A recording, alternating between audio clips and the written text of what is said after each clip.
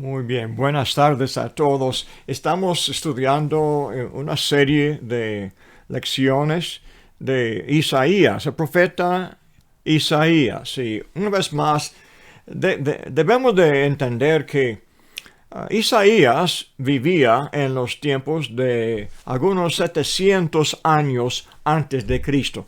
Hemos estudiado en el último estudio, el capítulo 11, que habla de un tiempo de bendición después de un tiempo de castigo. El castigo llegó más o menos en los años 600 antes de Cristo, o como 586, algo así. Cuando Dios les castigó fuertemente, los llevó a Babilonia como cautivos. Pero en los días de Isaías, Babilonia no fue un poder, no fue un país grande, fue muy chiquito, el poder muy débil, y el poder ascendiente, la nación potente, fue la nación de Asiria, con la capital de Nínive, la misma ciudad a donde Jonás fue antes para reprenderles y corregirles, y se arrepintieron los habitantes de Nínive en aquel entonces. Pero adelante llegaron a ser los grandes enemigos, establecieron un imperio que llegó hasta Egipto. Entonces cubrió toda la tierra de de la tierra, o ¿cómo se llama? La región de fertileza que se llamaba el Creciente. Entonces desde Babilonia hasta Egipto, es una U invertida. Entonces Asiria, entonces Dios dijo en capítulo 11 que iba a castigar a ellos, pero ¿cómo? Pues Dios iba a levantar a Babilonia para castigar. Y esto fue en los años 600 antes de Cristo, y eran los de Babilonia que lo hicieron. Ahora, capítulo 13 en este estudio de hoy, habla de Babilonia después de los 70 años de su imperio. Babilonia también conquistó toda esta tierra que era el imperio de Asiria, llegando hasta Egipto, y dominaba la tierra de Israel, de Judá y todas las naciones vecinas de ellos.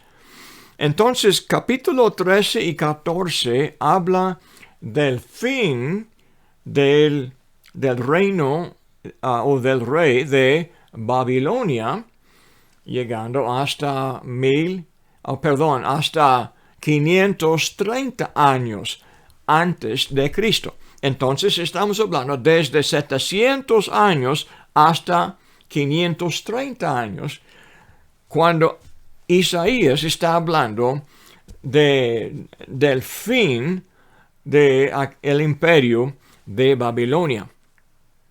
Pero capítulo 12 habla del gozo que podían ellos anticipar en el día de la salvación, en el día en el cual Dios iba a castigar a los enemigos de Israel y de Judá.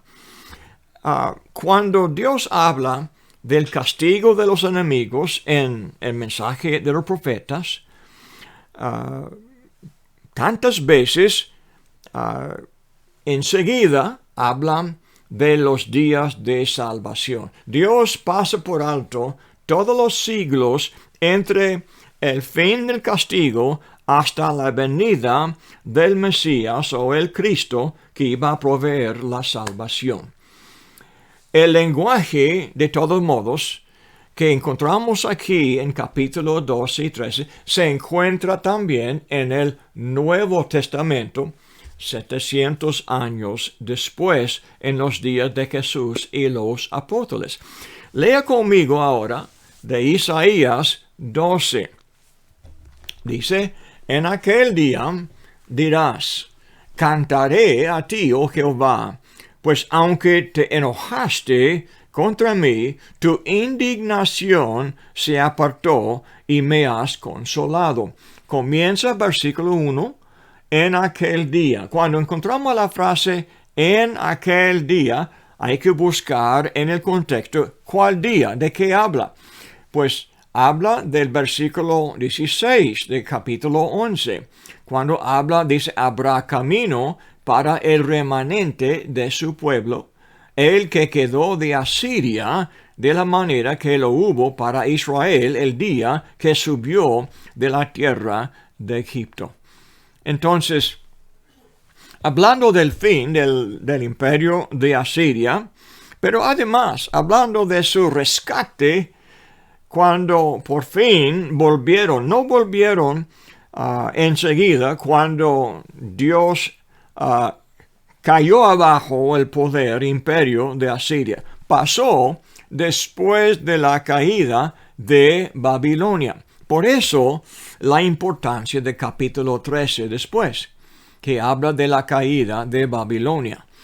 Entonces, hablando de aquel día, cuando el remanente llegó, tuvo un camino para el remanente.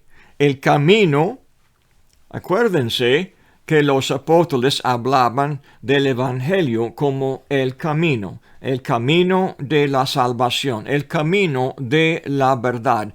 El camino fue uno de los términos que hablaba del evangelio, porque por el camino uno podía llegar a Dios y encontrar reconciliación y esperanza en Cristo Jesús. Entonces, versículo 2, he aquí, Dios es salvación mía. Me aseguraré y no temeré, porque mi fortaleza y mi canción es ya Jehová, quien ha sido salvación para mí. 2 veces habla de la salvación.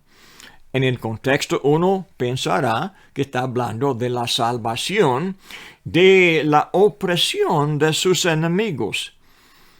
Y por siglos y siglos así pensaban los judíos. Es Jesús que vino y nos enseñó últimamente el enemigo de todo ser humano. No es un tirano de cualquier nación. Ellos vienen y salen, vienen y salen. El último enemigo es Satanás, el que nos tienta a pecar, que nos engaña y nos produce los tropiezos de la vida. Entonces, versículo 3, sacaréis con gozo aguas de las fuentes de la salvación. Jesús usó esta figura en Juan 4 y Juan 7, hablando de él mismo. La fuente de la salvación, fuente de las aguas de la vida. Entonces dice el 4, y diréis en aquel día, cantad a Jehová, aclamad su nombre, haced célebres en los pueblos sus obras, recordad que su nombre es engrandecido. Cuando habla del nombre de Dios engrandecido, vemos el uso de la figura del nombre. El nombre de Dios refleja quién es Dios. El nombre de Dios habla de su autoridad y de su personalidad, de su carácter, de su justicia y de su santidad. Entonces, el nombre de Dios es el nombre de Dios que les salvó. En el nombre de Jehová fueron salvos ellos, porque Jehová es el que los proveyó los medios de la salvación. Diréis en aquel día, cantar a Jehová, aclamar su nombre, hacer célebres en los pueblos sus obras. Recordad que su nombre es engrandecido. Cantad salmos a Jehová, porque ha hecho cosas magníficas. Sea sabido esto por toda la tierra. Regocíjate y canta, oh moradora de Sión, porque grande es en medio de ti el Santo de Israel. Isaías repite mucho el concepto de la grandeza de Jehová, la majestad del Rey de Reyes y Señor de Señores. Entonces, aquí cuando habla de sea sabido esto en toda la tierra, no está hablando de la tierra físicamente, pero habla de los hombres moradores de la tierra. Adelante, capítulo 13. Otra vez habla de la destrucción de la tierra o el castigo de la tierra, hablando de los hombres de la tierra. No está hablando de físicamente la destrucción de la tierra, no está hablando del fin de la tierra en el día de juicio final, sino está hablando del castigo de la gente que andaba en la tierra. Aquí tenemos más y más el concepto del Nuevo Testamento. Los que viven en la tierra son los terrenales. Es como la palabra mundo. Los que son del mundo son mundanos. Cuando habla del castigo del mundo, habla del castigo de los mundanos, o los que viven, que tienen su vida se dedica a los placeres de esta tierra. Entonces dice, ha hecho Jehová cosas magníficas. El plan de Dios para salvar al hombre, desde este punto de Isaías y adelante hasta el fin de la Biblia, es una historia maravillosa. Las cosas que Dios hizo que nadie entendía, ni los ángeles en el cielo, dice apóstol Pablo en sus escritos. Nadie entendía este misterio, el plan de Dios para salvar judío y gentil también, todas las naciones. Pero exigió una sabiduría, un plan magnífico. Y entonces hizo paso a paso, en el cumplimiento de los tiempos, Gálatas 4, en el cumplimiento del tiempo, Dios envió a su Hijo y cumplió su plan. Cosas magníficas. Versículo 6, regocíjate y canta, oh moradora de Sión. Sión, ¿qué es? Pues hermanos, Sión es el nombre de un monte en Jerusalén. Se llama el Monte Sión. El Monte Sión tenía importancia porque el templo que hizo Salomón estaba ubicado encima de esta loma, este monte Sión. La ciudad de Jerusalén abarcó Sión, pero también otros montes, porque la ciudad de David estaba colocada al sur de Sión, en el monte que se llamaba Ofel. Entonces, dos montes lado a lado, uno para el norte un poco más alto y otro para el sur, pero el monte de Ofel fue más fácil de proteger de los enemigos porque hubo la fuente de Gihón que corría y en los días de Ezequías hizo un túnel al sur de este monte Ofel para tener dentro de los muros de la ciudad la fuente de Siloé. Entonces en este pozo de agua fresca tenían agua para dar a toda la ciudad de Jerusalén. Pero en Sión no hubo agua. Pero cuando pudieron, hicieron muro alrededor de las dos lomas, de los dos montes, y esto llegó a ser la ciudad de Jerusalén. Pero el monte más importante fue el monte de Sión, porque allí estaba el trono de Jehová, allí estaba el templo de Jehová, el arca del pacto, con Israel. Sión. Entonces, dice, regocíjate y canta, oh moradora de Sión, porque grande es en medio de ti el Santo de Israel, el Santo de Israel. Jehová está dentro de Israel en el templo, en el monte Sión. Ahora, terminando este capítulo muy corto, entramos en la profecía sobre Babilonia, hablando de las cosas magníficas que ha hecho Jehová. Entramos en el castigo del imperio de oro. ¿Se acuerda en Daniel, en el sueño de Nabucodonosor? La imagen, la cabeza de la imagen fue cabeza de oro, y después los brazos y los hombros de plata. Y vemos debajo de la plata. Esto fue una descripción de las profecías del orden de los imperios.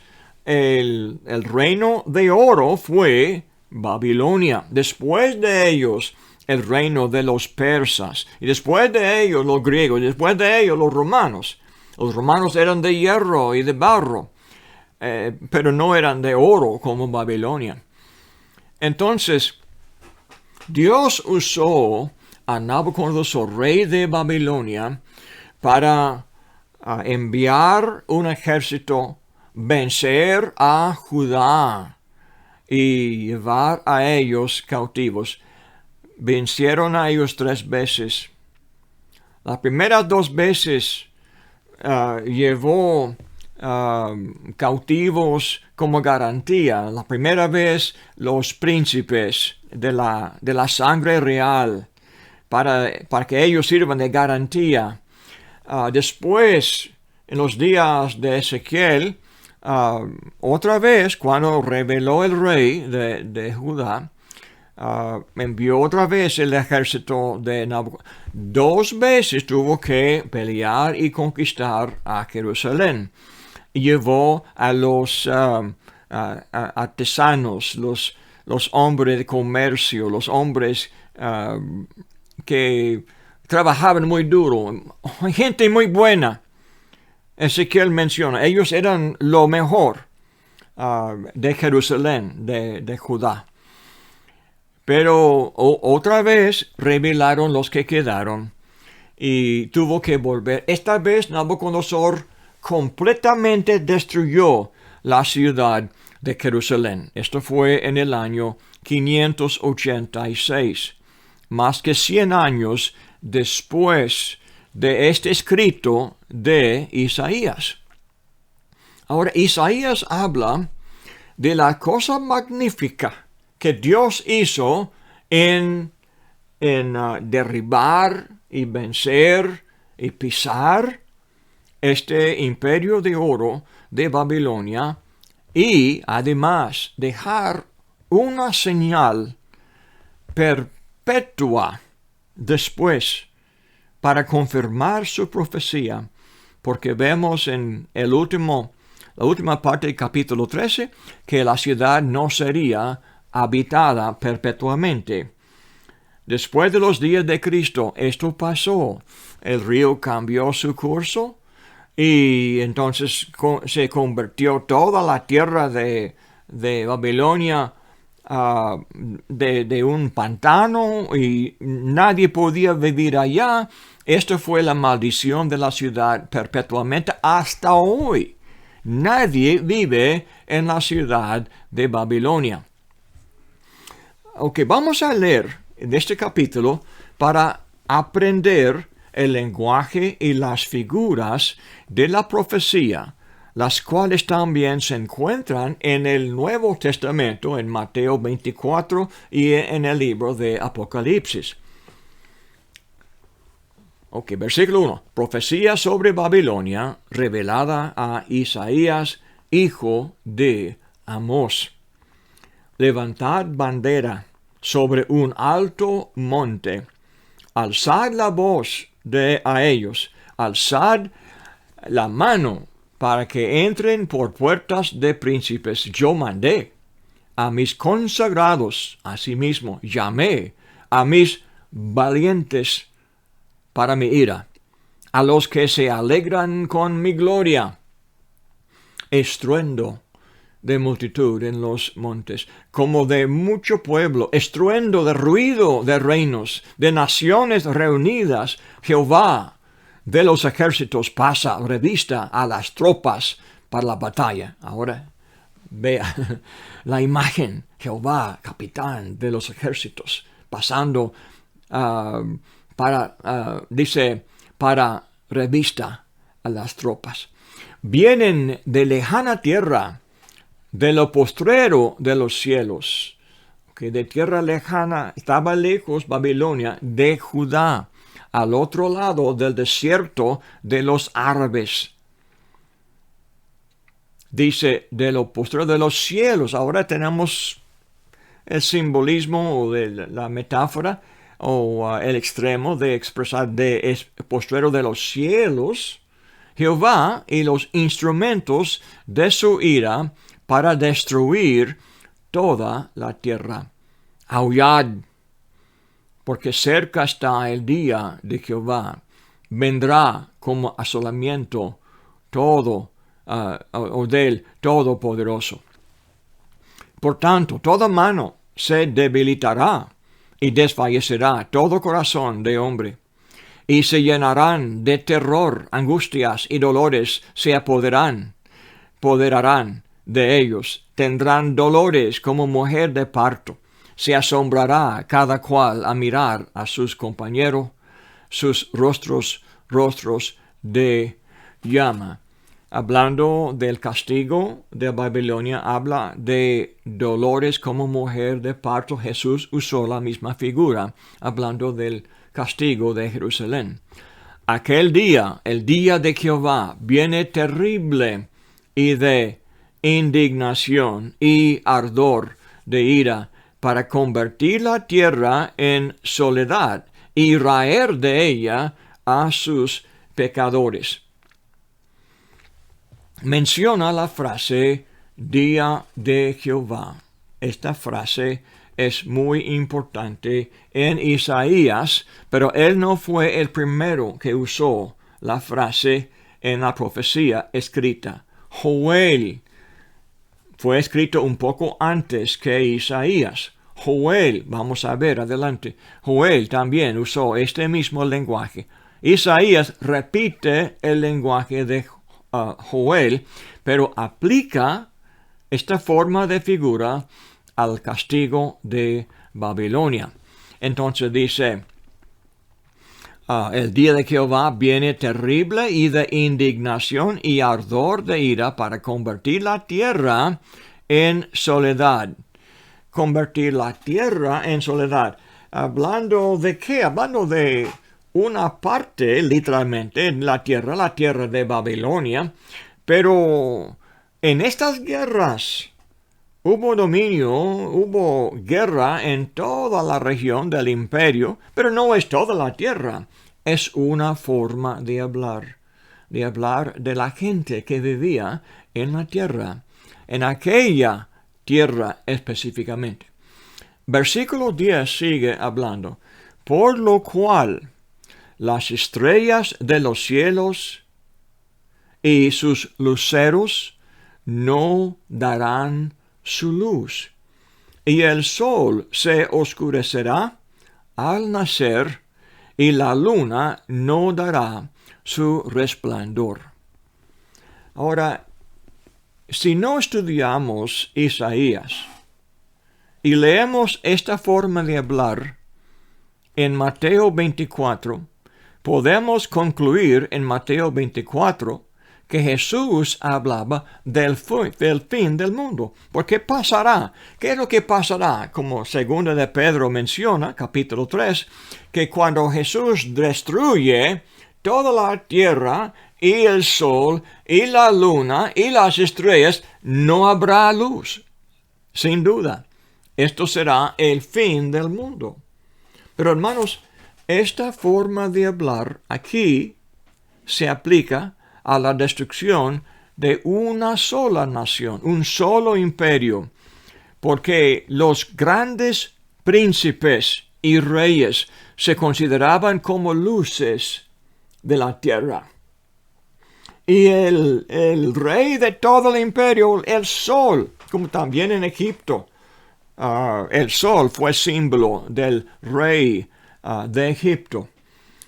Entonces esto llegó a ser una forma de describir los grandes reyes del mundo. Dios les iba a agarrar los grandes reyes y príncipes y apagar la luz de ellos y tirarles al suelo. Dice, no darán su luz y el sol se oscurecerá al nacer y la luna no dará su resplandor. Se repite adelante en versículo 13. Pero déjeme seguir leyendo. El 11, y castigaré al mundo por su maldad. Castigaré a quién? A los mundanos, a los hombres mundanos de esta tierra involucrados en este imperio tan opresivo y malo. Dice, y los impíos por su iniquidad. Equivale el mundo por su maldad. Y dice, haré que cese la arrogancia de los soberbios. La arrogancia de Babilonia y mayormente del rey se encuentra en Daniel 4, cuando Dios reprendió a Nabucodonosor, le hizo loco por 7 años o 7 tiempos, le corrió de la civilización de la gente, tuvo que vivir como animal 7 tiempos y por fin alzó sus ojos y dio gloria al Altísimo, porque es Él que tiene dominio y da a quien Él quiera el poder y el dominio. Entonces la cuestión de la arrogancia de los hombres terrenales, mundanos, los reyes que se hicieron dioses, exigían el culto de dioses. Ellos, dice, abatiré la altivez de los fuertes. Haré más precioso que el oro fino al varón, y más que el oro de Ofir al hombre. Ofir, hermanos, el oro es precioso por la calidad de la piedra, pero además, por ser muy raro, el oro no es mucho en la tierra, y por no haber mucho oro en la tierra, tiene más valor. Si hubiera tanto oro que estaba más común como el hierro, no tendría tanto valor. Pero sí tiene valor por el uso y por no haber mucho. Entonces, si el hombre es más precioso que el oro fino, si el varón es así, es porque no hay muchos.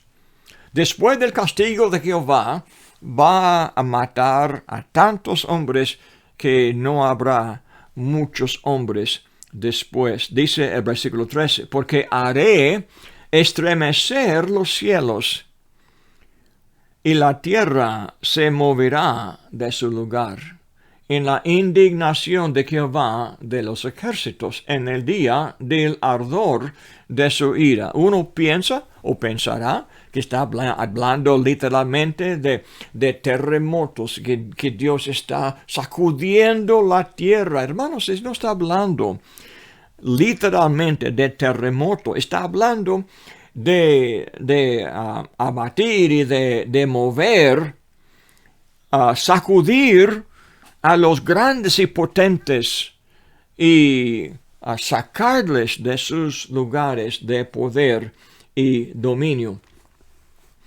Dice entonces el versículo 14.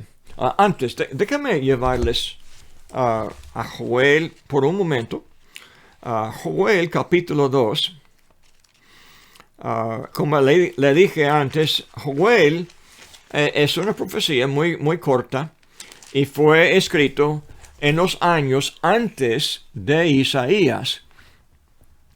Aquí encontramos la frase día de Jehová, Joel 1:15. Ay del día, porque cercano está el día de Jehová. Y vendrá como destrucción por el Todopoderoso. Aquí tenemos el lenguaje de Joel en Isaías. Ahora, capítulo 2 comienza con tocar trompeta en Sión y dar alarma en mi santo monte, también todos los moradores de la tierra, porque viene el día de Jehová, porque está cercano. Está cercano el día de Jehová. ¿Qué es el día de Jehová? El versículo 2, día de tinieblas y de oscuridad, día de nube y de sombra. Como sobre los montes se extiende el alba, así vendrá un pueblo grande y fuerte. Cuando habla de la oscuridad y las tinieblas y la sombra, enseguida explica, dice, vendrá un pueblo grande. Está hablando de guerra. Y la oscuridad que vendría, en un sentido sí había del polvo de los caballos, tantos caballos pasando por la tierra seca, asciende el polvo y oscura. A veces el sol y la luna se convierte en sangre. Pero esta es la forma de hablar de la entrada de un gran ejército para castigar al pueblo de Dios. Dice, semejante a él no hubo jamás, ni después de él lo habrá en años de muchas generaciones. Dice, delante de él consumirá fuego, tras de él abrazará llama como el huerto de Edén. Lo que vamos a ver que este ejército no fue un ejército de hombres, pero fue de langosta. Fue otro juicio que advirtió a Israel. Pero leyendo adelante dice, capítulo 2, el 10, delante de él temblará la tierra, se estremecerán los cielos. Estremecerán los cielos, como en Isaías 13. El sol y la luna se oscurecerán, y las estrellas retraerán su resplandor. Y Jehová dará su orden delante de su ejército, porque muy grande es su campamento. Fuerte es el que ejecuta su orden, porque grande es el día de Jehová y muy terrible, ¿quién podrá soportarla? Adelante de eso tenemos la famosa profecía que se cita en Hechos 2 por el apóstol Pedro en el día de Pentecostés. Después del castigo de Dios hay esperanza, hay salvación que Dios ofrece a la tierra. Entonces, volviendo a Isaías 13, ahora, lea conmigo el fin de este capítulo 13. Y como gacela perseguida y como oveja sin pastor, cada cual mirará hacia su pueblo, cada uno huirá a su tierra. Cualquiera que sea hallado será alanceado, y cualquiera que por ello sea tomado caerá a espada. Sus niños serán estrellados delante de ellos, sus casas serán saqueadas y violadas sus mujeres. Qué feo, hermanos, qué feo es esta imagen, pero así es la guerra, hermanos. En nuestra misma época hemos visto miles y miles y miles de hombres y mujeres y niños. Hace poco, en la guerra en Ucrania, se habla de 250,000 personas No solamente soldados, pero mujeres y niños, casas enteras matados. Y de los rusos también otros 90,000 personas de soldados que han perecido en esta. La guerra es muy fea. Dice el 17, he aquí que yo despierto contra ellos a los medos.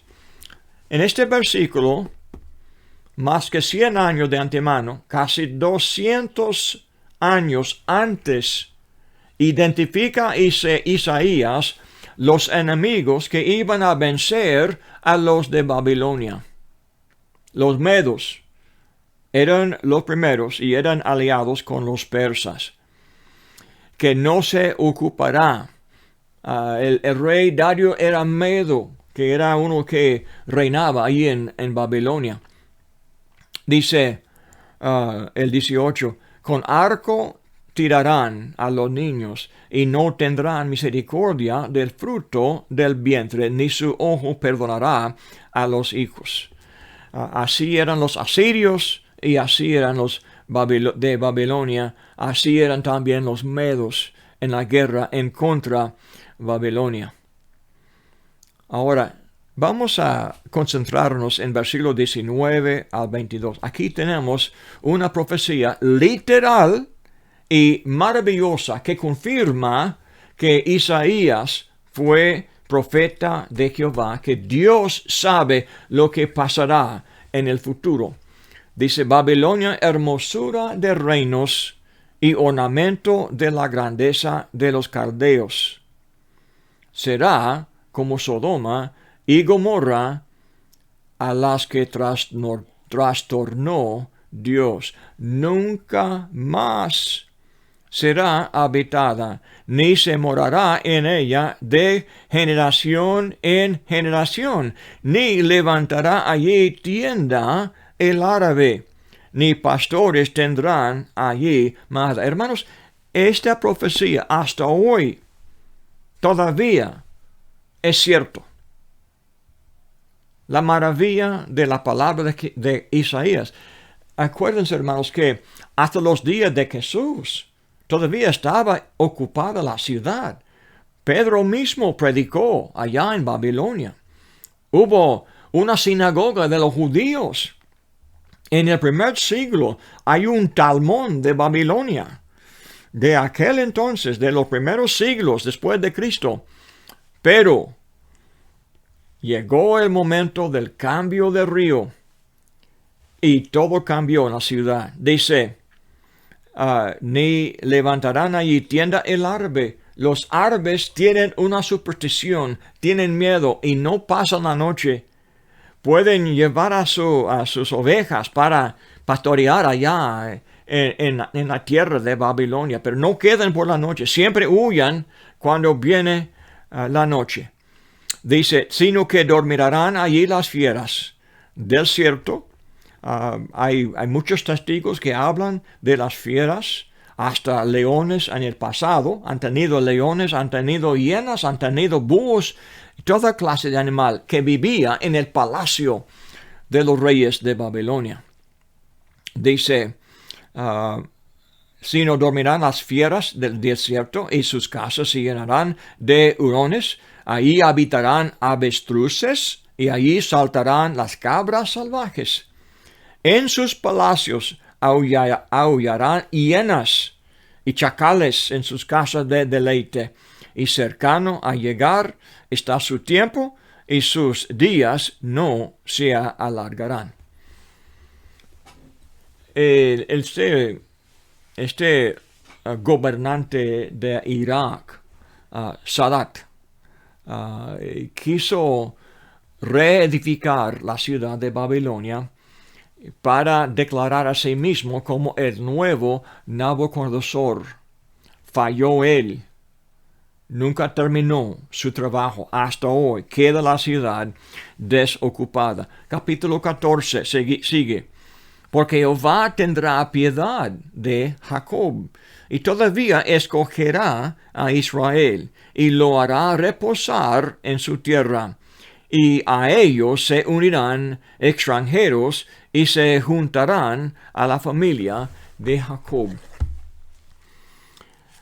Tendría Jehová piedad de Jacob, dice. Es que fue necesario quebrar el yugo de Babilonia para que hubiera paz para Israel, para Jacob. Y lo hizo, lo que vamos a ver. Y los tomarán los pueblos y los traerán a su lugar, y la casa de Israel los poseerá por siervos y criadas en la tierra de Jehová, y cautivarán a los que los cautivaron, y se señorearán sobre los que los oprimieron. Y en el día de Jehová te dé reposo a tu trabajo, y de tu temor, y de la dura servidumbre en que te hicieron servir.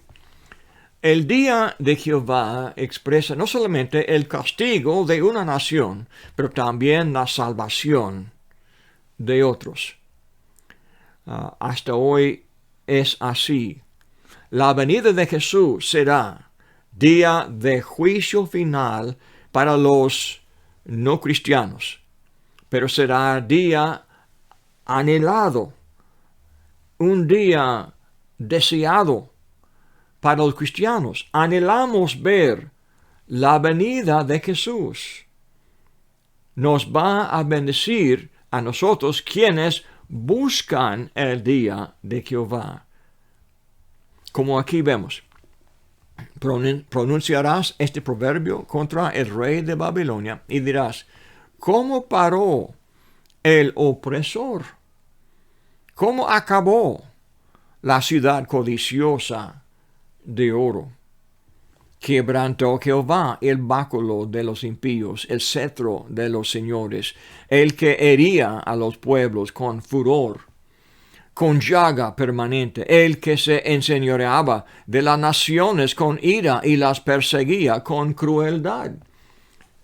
Esto pone la plataforma de todo lo que pasa después, porque vemos el que había perseguido, había dominado a los reyes por largos años, ahora se junta con los muertos. Dice: toda la tierra está en reposo y en paz. Se cantaron alabanzas, aun los cipreses se regocijaron a causa de ti, y los cedros del Líbano diciendo: desde que tú pereciste no ha subido cortador contra nosotros. Ahora, literalmente, ¿puede un árbol hablar? No. Pero entendemos, ¿verdad?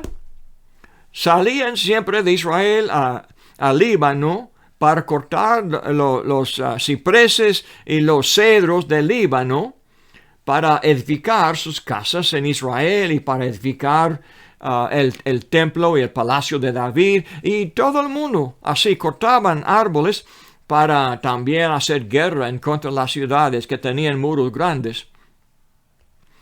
Pero ahora dice: los árboles mismos celebran diciendo: desde que tú pereciste no ha subido cortador contra nosotros. Ahora el 9. Dice: el Seol abajo se espantó de ti, despertó muertos. El Seol, hermanos, es la misma palabra, el Hades, en el Nuevo Testamento. Seol es el hebreo, el Hades es el griego, porque el Nuevo Testamento fue escrito en el griego y el Antiguo en el hebreo. Dos lenguas, pero es la misma palabra. El Seol, la tierra de los muertos. Ahora, dice: despertó muertos que en tu venida saliesen a recibirte. Ahora, el rey de Babilonia llega a la muerte, llega al lugar donde los reyes estaban, a quienes él había matado. Ahora, están muertos, lo reciben y dicen: hizo levantar de sus sillas a todos los príncipes de la tierra y todos los reyes de las naciones. Se paran de sus sillas y andan para recibir al rey de Babilonia. Todos ellos darán voces y te dirán: tú también te debilitaste como nosotros y llegaste a ser como nosotros. Nos hizo a nosotros débiles. Ahora le toca el turno a usted. Ahora, usted es el débil. Ahora se junta con nosotros como cualquier otro débil, vencido por un poder más grande que el poder tuyo. Dice el 11, descendió al Seol tu soberbia. No solamente él, pero la soberbia de él descendió al Seol. El sonido de sus arpas. Gusanos serán tu cama. Gusanos te cubrirán. Ahora tenemos la imagen del cuerpo muerto, comido de gusanos. Es la figura de la muerte. Dice el 12. ¿Cómo caíste del cielo, oh lucero, hijo de la mañana? Cortado fuiste por tierra, tú que debilitabas a las naciones. ¿Y quién es, oh lucero? Tantos predicadores predican acerca y usan estos versículos para hablar de Satanás y le llaman a Satanás Lucifer. Lucifer dicen. Lucero aquí.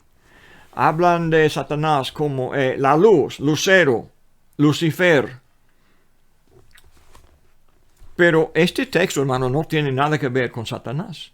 Es un mal uso que muchos hermanos que no leen todo el contexto de Isaías, entonces usan mal este versículo.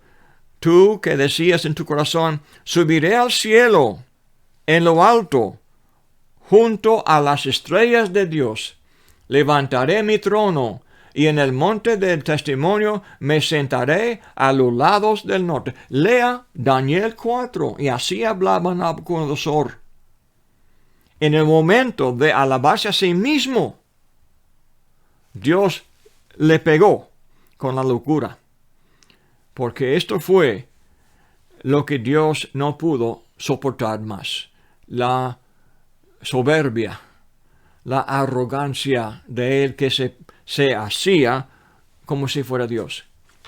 El 14. Sobre las alturas de las nubes subiré y seré semejante al Altísimo. Mas tú derribado eres hasta el Seol y a los lados del abismo. Se inclinarán hacia ti los que te vean, te contemplarán diciendo, ¿es este aquel varón que hacía temblar la tierra, que trastornaba los reinos? Una vez más, en el contexto. Este lucero es un varón. Es el varón que hacía temblar la tierra. Es el varón que trastornaba los reinos. No fue Satanás, fue un varón. El 17, que puso el mundo como un desierto. ¿El mundo entero? No, pero así hablaban. El mundo hablando de su gran imperio que abarcaba las naciones de la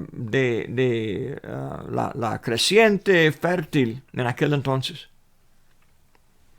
Dice entonces el 18. Todos los reyes de las naciones, todos ellos yacen con honra cada uno en su morada, pero tú, echado eres de tu sepulcro como vástago y abominable, como vestido de muertos, pasados a espada, que descendieron al fondo de la sepultura, como cuerpo muerto hollado. No serás contado con ellos en la sepultura, porque tú destruiste tu tierra, mataste a tu pueblo. No será nombrada para siempre la descendencia de los malignos. Preparad sus hijos para el matadero, por la maldad de sus padres. No se levanten, ni posean la tierra, ni llenen de ciudades la faz del mundo, porque yo me levantaré contra ellos, dice Jehová de los ejércitos, y raeré de Babilonia el nombre y el remanente, hijo y nieto, dice Jehová, y la convertiré en posesión de heridos. Otra vez más, la tierra con animales del desierto. Erizo es este animalito que tiene espinas, como el puerco, ¿cómo se llama? Espín. Entonces, es parecido, aunque más chiquito. Entonces, pero es un animal del desierto. En las lagunas de agua, y la barreré con escobas de destrucción, dice Jehová de los ejércitos. Dice Jehová, dice Él que reina, Dios lleno de majestad, de poder, de sabiduría, que hace cosas magníficas para llevar a cabo su plan de salvar a su pueblo y traer últimamente la salvación por medio de Cristo Jesús. Hermanos, gracias por su atención. Ha sido un buen estudio y les animo a seguir leyendo en estos capítulos de los juicios de Dios en contra de las naciones. Cada juicio declara que Jehová existe y deja evidencia innegable, porque Dios reina con justicia y no soporta la soberbia de los tiranos. Y Dios los bendiga a todos.